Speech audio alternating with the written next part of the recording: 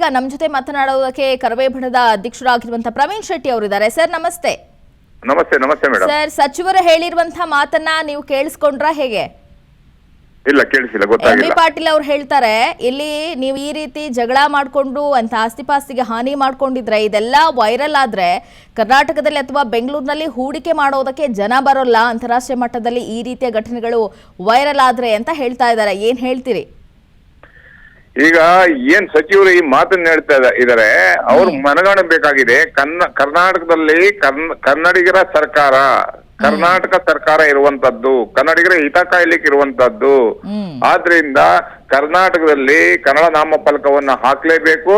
ಈ ಉದ್ದಟತನ ಹೇಳಿಕೆಗಳನ್ನ ಬಿಡೋದ್ರ ಮುಖಾಂತರ ಕರ್ನಾಟಕ ಸರ್ಕಾರ ಕನ್ನಡಿಗರ ಹಿತವನ್ನ ಕಾಯಬೇಕು, ಕನ್ನಡವನ್ನ ಕಾಯಬೇಕು, ಕನ್ನಡಿಗರ ಉದ್ಯೋಗ ಸಮಸ್ಯೆಯನ್ನ ಕಾಯಬೇಕು.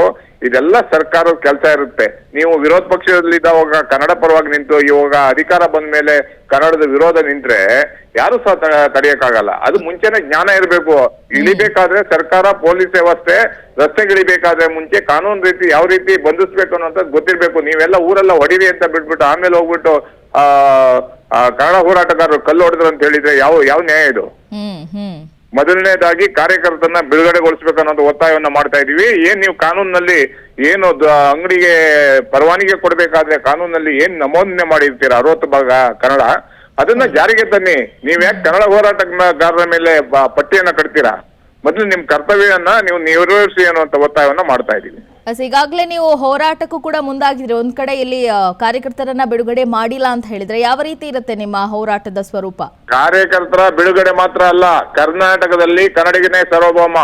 ಕರ್ನಾಟಕದಲ್ಲಿ ಎಲ್ಲಾ ನಾಮಫಲಕಗಳು ಕನ್ನಡದಲ್ಲಿ 60% ಭಾಗ ಇರಲೇಬೇಕು. ನೀವು ತಂದಿರುವ ಕಾನೂನನ್ನ ಜಾರಿಗೊಳಿಸಿ. ಆಮೇಲೆ ಕನ್ನಡಿಗರಿಗೆ ಉದ್ಯೋಗವನ್ನ ಕೊಡುವಂತ ಕೆಲಸವನ್ನ ಮಾಡಿ. ITBT ಇರ್ಬೋದು, ಕಾರ್ಖಾನೆಗಳಲ್ಲಿ ಬೇರೆ ಬೇರೆ ರಾಜ್ಯದಿಂದ ಬಂದು ತುಂಬ್ತಾ ಇದ್ದೀರಾ. ಎಲ್ಲ ಕನ್ನಡಿಗರಿಗೆ ಅವಕಾಶ ಮಾಡಿ ಕೊಡ್ಬೇಕನ್ನೋ ಒತ್ತಾಯವನ್ನ ನಾವು ಮಾಡ್ತಾ ಇದೀವಿ. ಈಗಾಗಲೇ ಸಿಎಂ ಕೂಡ ಹೇಳಿದ್ದಾರೆ, ನಿಮ್ಮ ಹೋರಾಟಕ್ಕೂ ಕೂಡ ಈಗ ರಾಜ್ಯ ಸರ್ಕಾರ ಸ್ಪಂದನೆಯನ್ನ ಕೊಟ್ಟಿದೆ. ಅಂದ್ರೆ ಫೆಬ್ರವರಿ 28ರ ಗಡುವನ್ನ ಕೂಡ ನೀಡಿದ್ದಾರೆ. ಅದಾದ್ರೂ ಕೂಡ ಆಗಿಲ್ಲ ಅಂತ ಹೇಳಿದ್ರೆ ಯಾವ ರೀತಿ ಇರುತ್ತೆ ಅಂತ, ಯಾವ ರೀತಿ ಮುಂದಿನ ಹೋರಾಟ ಕ್ರಾಂತಿಕಾರಿಯಾಗಿರುತ್ತೆ. 28ನೇ ತಾರೀಕು ಏನು ಗಡುವನ್ನ ಮೀರಿದ್ರೆ ಹೋರಾಟ ಮುಂದಿನ ದಿನಗಳಲ್ಲಿ ಕ್ರಾಂತಿಕಾರಿ ಇರುತ್ತೆ ಅನ್ನೋ ಎಚ್ಚರಿಕೆಯನ್ನು ಕೊಡ್ತಾ ಇದ್ದೀನಿ. ಓಕೆ. ಈಗಾಗಲೇ ಸಿಎಂ ಕೂಡ ಹೇಳಿದ್ದಾರೆ, ರಾಜ್ಯದಲ್ಲಿ ಕನ್ನಡವೇ ಸಾರ್ವಭೌಮ ಭಾಷೆ ಅಂತ. ಸೊ ಈ ಹಿಂದೆಯೂ ಕೂಡ ಇತ್ತು ಇದಕ್ಕೆ ಸಂಬಂಧಪಟ್ಟಂತೆ ಕರ್ನಾಟಕದಲ್ಲಿ ಅಥವಾ ನಾಮಫಲಕವನ್ನ 60% ಅಥವಾ 70% ಹಾಕಬೇಕು ಅಂತ. ಇದು ಯಾಕೆ ಆಗ್ತಾ ಇಲ್ಲ ಅಂತ ನಿಮ್ಗೆ ಅನಿಸ್ತಾ ಇದೆ ಪ್ರವೀಣ್ ಶೆಟ್ಟಿ ಅವರೇ? ನೋಡಿ, ಕನ್ನಡಿಗನೇ ಸಾರ್ವಭೌಮ ನಾವು ಜಾರಿಗೆ ತರ್ತೀವಿ ಅಂತ ಆಶ್ವಾಸನೆಗಳಿಂದ ಇವತ್ತಿನಿಂದ ಇದು ಒಂದೇ ರಾಜಕೀಯ ಪಕ್ಷ ಅಲ್ಲ, ಎಲ್ಲಾ ರಾಜಕೀಯ ಪಕ್ಷಗಳು ಕಣ್ಣಿಗೆ ಮಣ್ಣು ಎರಚುವಂತ ಕೆಲಸವನ್ನ ಮಾಡ್ತಾ ಬಂದಿದ್ದಾರೆ.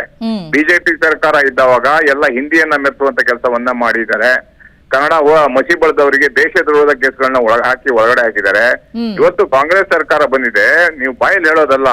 ವೆಲ್ಕಮ್ ಟು ಬೆಂಗಳೂರು ಅಂತ ಹಾಕಿದ್ರ, ಒಂದೇ ಒಂದು ಕನ್ನಡ ಇಲ್ಲ, ಬರೀ ಇಂಗ್ಲಿಷ್ ಅಲ್ಲಿ ಹಾಕಿದ್ರ. ನಮ್ ಭಾಷೆ ಹೆಂಗ್ ಗೊತ್ತಾಗತ್ತೆ? ಕನ್ನಡಿಗರ ಬದುಕನ್ನ ನೀವು ಯೋಚನೆ ಮಾಡಿ. ಕನ್ನಡಿಗರಿಗೆ ಎಲ್ಲಿ ಉದ್ಯೋಗ ಸಿಗ್ತಾ ಇದೆ? ಈ ನೆಲ ಮಕ್ಕಳಿಗೆ ಎಲ್ಲಿ ಕೆಲಸ ಕೊಡ್ತಾ ಇದಾರೆ? ಯಾವ ಕಾರ್ಖಾನೆ, ಯಾವ ITBTಗಳಲ್ಲಿ ಕೆಲಸ ಸಿಗ್ತಾ ಇದೆ? ಇಂಥ ಸಂದರ್ಭದಲ್ಲಿ ಕಣ್ಮುಚ್ಚಿ ಕೂತ್ಕೊಳ್ಳೋದಲ್ಲ, ಕಡ್ಡಾಯವಾಗಿ ಕನ್ನಡವನ್ನ ಜಾರಿಗೆ ತರೋದು ತನ್ನಿ. ಕನ್ನಡಿಗರ ನೀರಾವರಿ ಸಮಸ್ಯೆಯನ್ನ ಬಗೆಹರಿಸಿ. ಗಡಿಯಲ್ಲಿ MES ಗುಂಡಗಳ ಅಟ್ಟಹಾಸವನ್ನ ಮೆಟ್ಟಿ ನಿಲ್ಲಿ. ಇದೇ ಹೇಳ್ತಾ ಇರುವಂತ ನಾವು ನಮ್ಮ ವೈಯಕ್ತಿಕ ಕೆಲಸ, ನಮ್ಮ ವೈಯಕ್ತಿಕ ಬದುಕನ್ನ ಹಸನಗೊಳಿಸಿ ಅಂತ ನಾವು ಹೇಳಿಲ್ಲ. ಅನುಕ್ಷಣದ ಸುದ್ದಿಗಳಿಗಾಗಿ ವಿಸ್ತಾರ ನ್ಯೂಸ್ ಯೂಟ್ಯೂಬ್ ಚಾನೆಲ್ ಸಬ್ಸ್ಕ್ರೈಬ್ ಮಾಡಿ. ಹೊಸ ಸುದ್ದಿಗಳ ನೋಟಿಫಿಕೇಶನ್ಗಾಗಿ ಬೆಲ್ ಐಕಾನ್ ಕ್ಲಿಕ್ ಮಾಡಿ. ಲೇಟೆಸ್ಟ್ ಅಪ್ಡೇಟ್ಸ್ಗಾಗಿ www.vistaranews.com ವೆಬ್ಸೈಟ್ಗೆ ವಿಸಿಟ್ ಮಾಡಿ. ಅಂಗೈಯಲ್ಲೇ ಜಗತ್ತಿನ ಸುದ್ದಿ ತಿಳಿಯಲು ವಿಸ್ತಾರ ನ್ಯೂಸ್ ಕನ್ನಡ ಆಪ್ ಡೌನ್ಲೋಡ್ ಮಾಡಿ.